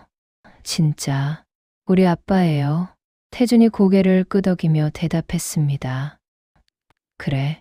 태준이 은서의 손을 꽉 잡으며 말했죠. 내가 내 아빠야. 태준이 오열하며 덧붙였습니다. 지은아. 태준이 딸을 불렀습니다. 내 딸. 부녀는 서로를 부서져라 껴안고 통곡했습니다. 철창 밖에서 지켜보던 형사도 눈물을 훔쳤죠. 25년 만에 제자리를 찾은 핏줄의 끌림은 그 무엇보다 강렬했습니다. 하지만 감동도 잠시 태준은 이를 악물었습니다. 지금 울고 있을 시간이 없었거든요. 아직 은서는 누명을 쓴 범죄자 신분이었습니다. 이 누명을 벗기고 딸을 지옥 같은 곳에서 꺼내야 했죠. 태준이 눈물을 닦으며 말했습니다. 기다려. 태준이 결연하게 약속했죠. 아빠가 너 금방 꺼내줄게. 태준의 눈빛이 매섭게 돌변했습니다. 그리고 널 이렇게 만든 놈 가만두지 않을 거야. 이제 그는 기업 총수가 아니었습니다. 딸을 지키려는 아빠였죠. 태준은 변호사들과 머리를 맞대고 있었습니다. 은서를 보석으로 빼내기 위해 안간힘을 썼지만 증거가 너무 명백하여 쉽지 않았거든요. 그때 비서실장이 다급하게 전화기를 건넸습니다. 그가 긴장된 목소리로 말했죠. 회장님, 비서실장이 덧붙여 보고했습니다. 급한 전화입니다. 발신지를 알렸죠. 경기도 용인의 한 요양병원에서 왔습니다. 태준이 의아해하며 물었습니다. 요양병원? 그가 되물었죠.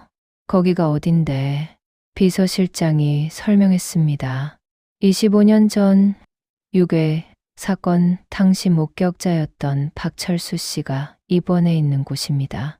용건을 전했죠. 지금 위독한데 죽기 전에 회장님을 꼭 뵙고 싶다고 난리랍니다. 태준의 눈빛이 번뜩였습니다. 박철수, 유괴 사건 당시 현장에 있었던 목격자, 그리고 사건 직후 쥐도 새도 모르게 사라졌던 사람. 그는 직감했습니다. 이 사람이 모든 열쇠를 쥐고 있어. 태준이 단호하게 명령했습니다. 차 대기시켜. 자리에서 일어나며 덧붙였죠. 당장 갑니다.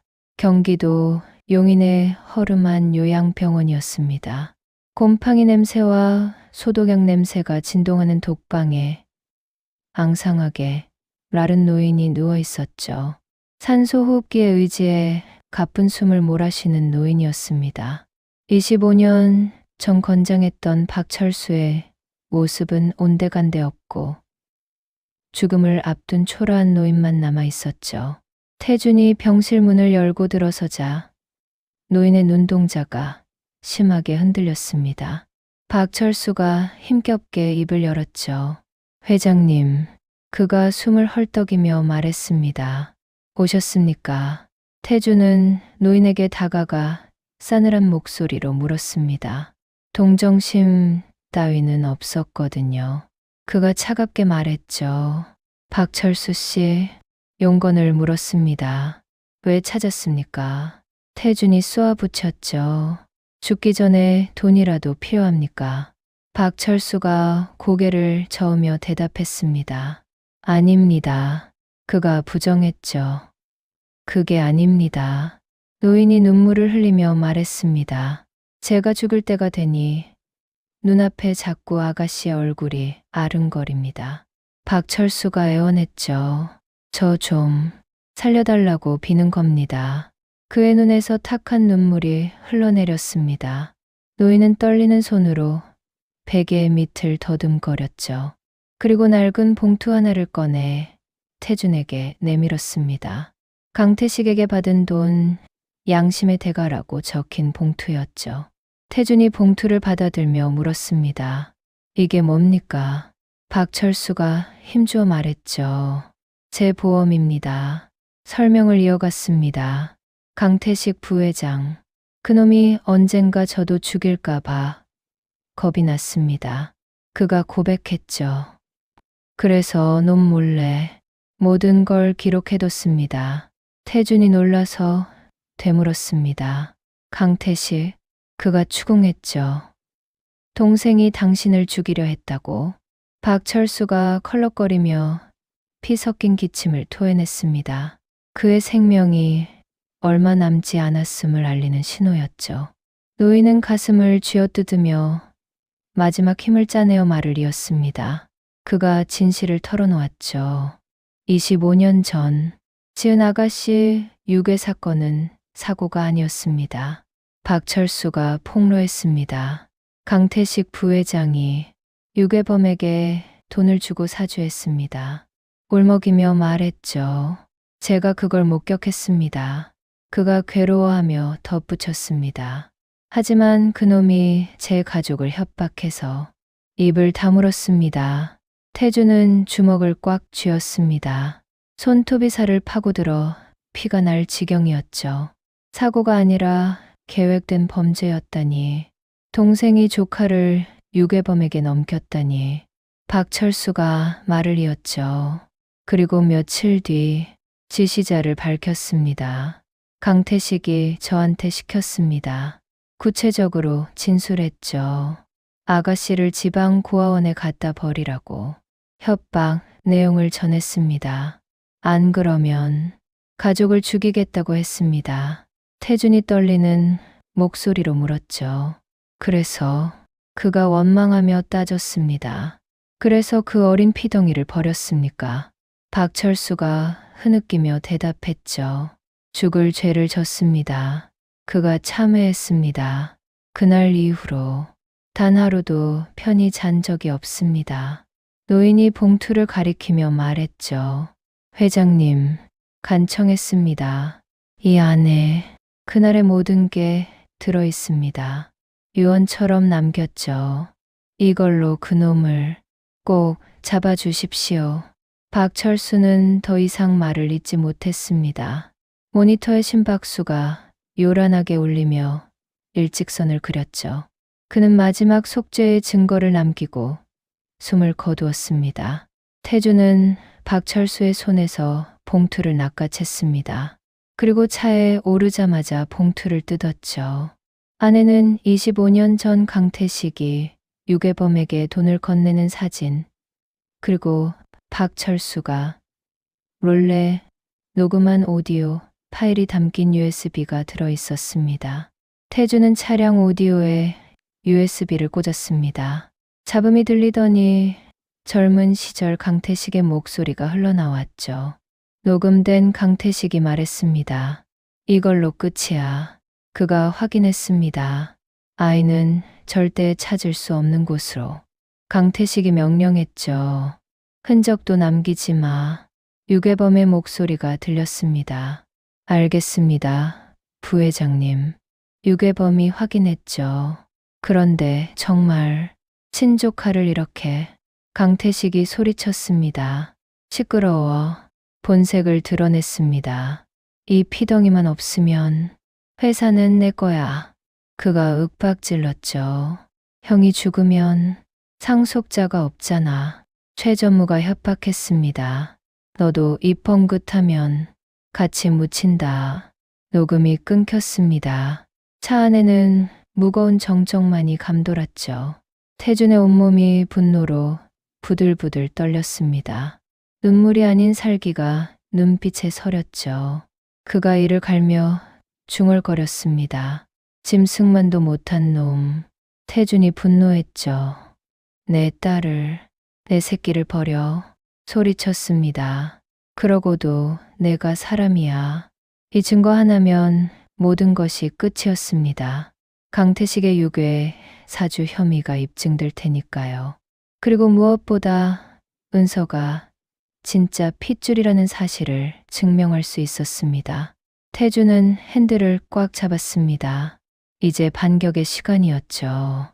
지금 강태식은 회사에서 샴페인을 터뜨리며 승리를 자축하고 있을 것이었습니다. 자신의 파멸이 다가오고 있는 줄도 모른 채 말입니다. 그가 차갑게 명령했습니다. 김비서, 태준이 지시했죠. 지금 당장 차 돌려. 목적지를 말했습니다. 경찰청장실로 간다. 태준의 목소리는 얼음장처럼 차가웠습니다. 그는 핸드폰을 꺼내 변호인단에게 전화를 걸었죠. 통보했습니다. 들리십니까? 지시했죠. 지금 즉시 강태식에 대한 고소장 작성하세요. 태준이 제목을 불렀습니다. 제목은 유괴교사 및 자동유기, 그리고 특경법 위반입니다. 덧붙였죠. 제가 직접 증거 제출하러 갑니다. 차는 굉음을 내며 도로를 질주했습니다. 태준은 조수석에 놓인 봉투를 바라보았죠. 25년 동안 묻혀있던 진실이 드디어 세상 밖으로 나오는 순간이었습니다. 그는 속으로 딸을 불렀습니다. 지은아, 다짐했죠. 조금만 더 버텨. 약속했습니다. 아빠가 이제 다 끝내줄게. 강남경찰서 서장실의 문이 부서질 듯 열렸습니다. 태준이 변호인단 10명을 대동하고 들이닥쳤죠. 그가 책상 위에 녹취록 사본과 고소장을 내동댕이 치며 소리쳤습니다. 지금 당장 최은서 씨 석방하세요. 경찰서장이 당황하며 물었죠. 이게 뭡니까? 그가 난색을 표하며 덧붙였습니다. 회장님, 이러시면 곤란합니다. 태준이 비웃으며 대꾸했죠. 곤란. 그가 따져 물었습니다. 당신들 지금 무고한 시민을 가둬놓고 진범은 놔두고 있잖아요. 태준이 USB를 꺼내며 말했죠. 이 녹음 들어보세요. 그가 재생 버튼을 누르며 덧붙였습니다. 진짜 범인이 누군지 똑똑히 나오니까 강태식이 범행을 사주하는 육성이 서장실에 울려 퍼졌습니다. 경찰서장의 얼굴이 흙빛으로 변했죠. 대기업 회장이 직접 가져온 증거에 변호인단의 압박까지 더해지자 그는 더 이상 버틸 수 없었습니다. 서장이 다급하게 명령했죠. 당장 유치장 열어. 그가 부하들에게 소리쳤습니다. 최은서 씨 모셔와. 서장이 재촉했죠. 빨리. 잠시 후 철창문이 열리고 은서가 걸어 나왔습니다. 며칠 사이 척해진 얼굴이었죠. 씻지 못해 지저분하고 초라한 모습이었지만 태준의 눈에는 그저 안쓰러운 내 딸로만 보였습니다. 여성이 힘없는 목소리로 불렀습니다. 회장님. 태준은 달려가 은서를 와락 끌어안았죠. 유치장의 퀴퀴한 냄새 따위는 상관없었습니다. 태준이 등을 토닥이며 말했습니다. 고생했다. 그가 눈물을 흘리며 덧붙였죠. 많이 고생했어. 태준이 은서의 손을 이끌며 말했습니다. 나가자. 단호하게 말했죠. 아빠랑 나가자. 태준은 은서를 데리고 곧바로 대학병원으로 향했습니다. 최우선은 건강 체크였고 그 다음은 확인 사살이었죠. 누구도 부정할 수 없는 과학적 증거가 필요했습니다. 그가 의사에게 요청했습니다. 친자 확인 검사. 태준이 덧붙여 말했죠. 가장 빠른 걸로 진행해 주세요. 비용은 신경 쓰지 말라는 듯 말했습니다. 비용은 얼마가 들어도 상관없습니다. VIP 병실에서 체열이 진행되었습니다. 은서는 영문도 모른 채 피를 뽑았지만 태준이 하자는 대로 묵묵히 따랐죠. 그의 눈빛이 너무나 간절했기 때문입니다. 검사 결과가 나오기까지 3시간이 걸렸습니다. 그 시간 동안 태준은 딸의 손을 한 번도 놓지 않았죠. 간호사가 가져온 죽을 직접 떠먹여주고 물수건으로 더러워진 얼굴을 닦아주었습니다. 은서가 목이 메어 물었습니다. 왜 이렇게까지 해주세요? 그녀가 자조적으로 덧붙였죠. 저는 범죄자 누명까지 쓴 사람인데. 태준은 여성의 지저분한 머리카락을 쓸어 넘겼습니다. 그가 당연하다는 듯 대답했죠. 내가 내 아빠니까. 태준이 덧붙여 말했습니다. 딸이 누명을 썼는데 가만히 있을 아빠가 어디 있어? 은서가 걱정스럽게 물었죠. 하지만 아직 결과도 안 나왔잖아요. 그녀가 불안해하며 덧붙였습니다. 혹시 아니면 어쩌시려고요? 태준이 고개를 저으며 말했습니다. 아니야. 그가 가슴에 손을 얹으며 말했죠. 내 가슴이 알아. 확신에 차서 말했습니다. 넌 내 딸이야. 태준이 이름을 불렀죠. 지은아. 그의 단호한 목소리에 은서의 눈가가 붉어졌습니다. 그때 병실 문이 열리고 의사가 들어왔죠. 손에는 봉투 하나가 들려 있었습니다.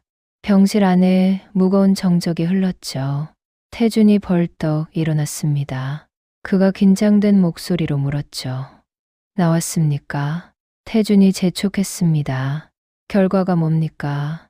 의사는 미소 지으며 봉투를 태준에게 건넸습니다. 그가 고개 숙여 인사했죠. 축하드립니다, 회장님. 의사가 덧붙였습니다. 태준은 떨리는 손으로 봉투를 뜯었습니다. 하얀 종이 위에 적힌 검은 글씨들이 춤을 추듯 보였죠. 하지만 마지막 결론란에 적힌 숫자는 너무나 선명했습니다. 친자관계 성립 확률 99.999%. 태준의 입에서 짐승의 울음 같은 탄식이 터져 나왔습니다. 아, 다리에 힘이 풀려 주저앉으면서도 종이를 놓지 않았죠. 99.999. 이 숫자가 말해주고 있었습니다. 25년의 지옥 같은 기다림이 끝났다는 것을요. 그가 목 놓아 불렀습니다. 지은아. 딸을 부르며 울부짖었죠. 내 딸. 태준이 오열했습니다. 아빠가 미안해. 가슴을 치며 사과했죠. 너무 늦게 알아봐서 미안해. 태주는 침대 위로 무너지듯 은서를 끌어안았습니다. 그녀도 결과지를 보았죠. 친자 관계 성립. 자신이 고아가 아니라는 증거였습니다. 눈앞에 있는 이분이 진짜 내 아버지라는 증거였죠. 은서는 태어나서 처음으로 그 단어를 입 밖으로 내뱉었습니다. 아빠. 그녀가 다시 한번 불렀죠. 아빠. 어색하고 낯설었지만 가슴 깊은 곳에서 뜨거운 것이 치밀어 올랐습니다. 참았던 눈물이 댐이 무너지듯 쏟아졌죠. 태준이 눈물 범벅이 된 채 대답했습니다. 응. 그가 고개를 끄덕이며 말했죠. 그래. 태준이 은서를 품에 안으며 확인시켜 주었습니다. 내가 내 아빠야. 그가 다짐하듯 말했죠. 이제 아무 데도 안 보낼 거야. 힘주어 말했습니다. 죽어도 내 옆에 둘 거야. 부녀는 서로를 부서져라 껴안고 통곡했습니다. 병실 밖에서 지켜보던 간호사들도 눈물을 훔쳤죠.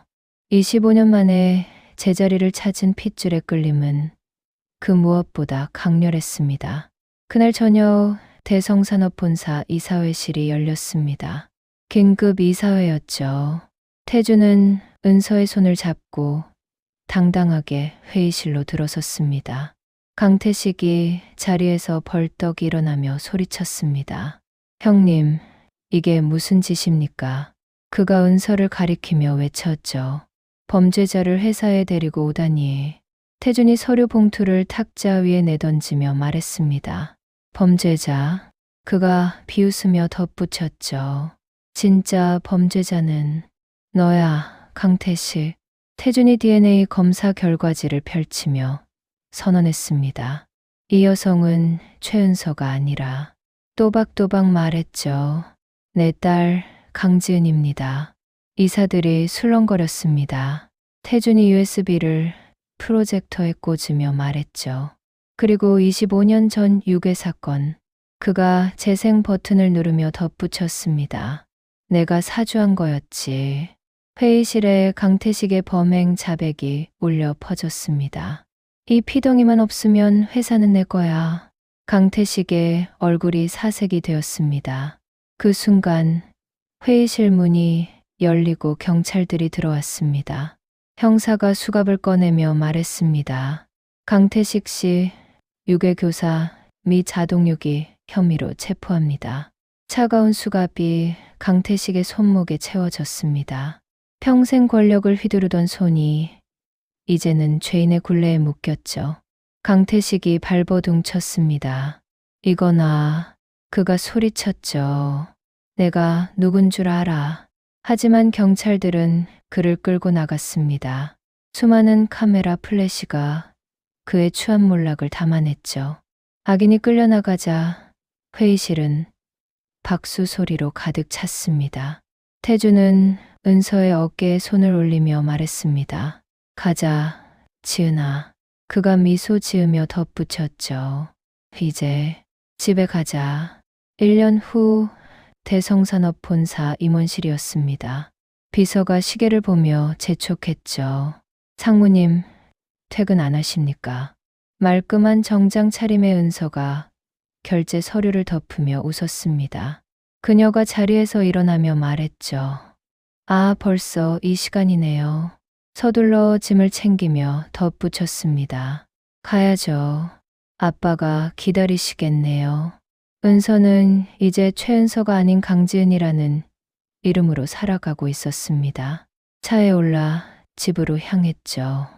저택에 도착하자 구수한 냄새가 현관까지 진동했습니다. 된장찌개 냄새였어요.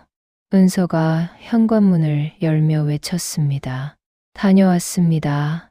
거실로 들어서자 믿지 못할 광경이 펼쳐졌습니다. 대한민국 재계 서열 5위인 대성산업 회장 강태준이 앞치마를 두르고 주방에서 뚝배기와 씨름하고 있었거든요. 요리사가 안절부절 못하며 말했죠. 회장님, 불 조절은 제가 하겠습니다. 태준이 고개를 저으며 거절했습니다. 아니야. 그가 요리사를 밀어내며 말했죠. 비켜봐. 태준이 고집을 부렸습니다. 내가 할 거야. 웃으며 덧붙였죠. 우리 딸 먹일 건데 내 손으로 해야지. 그는 서툰 솜씨로 두부를 썰고 팔을 다졌습니다. 이마에 땀이 송글송글 맺혔지만 얼굴에는 웃음꽃이 활짝 피어 있었죠. 은서는 그 뒷모습을 한참 동안 바라보았습니다.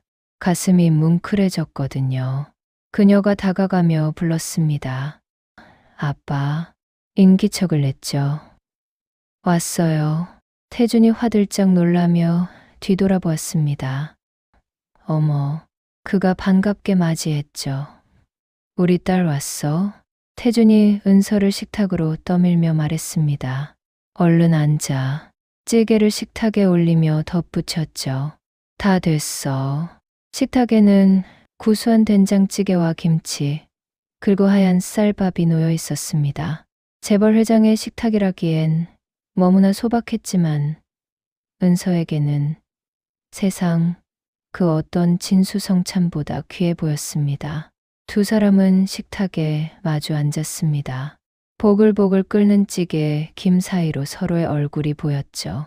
1년 전만 해도 남으로 살았던 두 사람이 이제는 가장 가까운 가족이 되어 밥상을 나누고 있었습니다. 태준이 숟가락을 건네며 말했습니다. 어서 먹어봐. 그가 자랑했죠. 아빠가 유튜브 보고 배웠어. 걱정스럽게 덧붙였습니다. 간이 맞나 모르겠네. 은서는 숟가락을 들어 국물을 한 입 더 먹었죠. 조금 짰습니다. 하지만 그녀는 입꼬리를 올리며 밥을 크게 한술 떴습니다. 태준이 조마조마하며 물었죠. 어때? 그가 재차 물었습니다. 맛있어? 은서가 숟가락을 내려놓으며 웃었습니다. 아빠, 장난기 어린 표정으로 말했죠. 솔직히 말해도 돼요? 태준이 긴장하며 물었습니다. 왜? 맛없어? 은서가 껄껄 웃으며 말했습니다. 좀 짜요. 그녀가 놀리듯 덧붙였죠. 소금 좀 많이 넣으신 거 아니에요? 딸의 장난에 태준의 얼굴이 빨개졌습니다. 그가 당황하며 외쳤죠. 어머, 맛을 보고 놀랐습니다. 진짜네. 태준이 울상을 지으며 말했죠. 내가 간을 잘못했나 봐. 하지만 은서는 찌개를 또 한 입 더 먹으며 말했습니다. 짜도 맛있어요. 그녀가 태준을 보며 웃었죠. 아빠가 해준 거잖아요. 진심을 담아 말했습니다. 평생 먹어본 밥 중에 제일 맛있어요. 태준의 눈시울이 붉어졌습니다. 그는 딸과 함께 밥을 먹었습니다. 창밖에는 봄비가 보슬보슬 내리고 있었습니다. 하지만 집안은 따뜻했죠. 악몽 같았던 지난 겨울은 완전히 끝났습니다. 이제 두 사람 앞에는 따스한 봄날만이 펼쳐져 있을 것입니다. 태준이 그릇을 치우며 약속했죠. 내일은 김치찌개 해줄게. 그가 자신 있게 덧붙였습니다. 그건 자신 있어. 은서가 짐짓 점포를 놓으며 말했죠. 내일도 짜면 저 파업할 거예요. 태준이 웃으며 받아쳤습니다. 어머, 얘 좀 봐. 고개를 끄덕이며 약속했죠. 알았어. 내일은 간 잘 맞출게. 거실에 부녀의 웃음소리가 은은하게 울려 퍼졌습니다. 식탁 위에는 빈 그릇 2개가 나란히 놓여 있었죠. 가장 완벽하고 행복한 저녁 식사였습니다.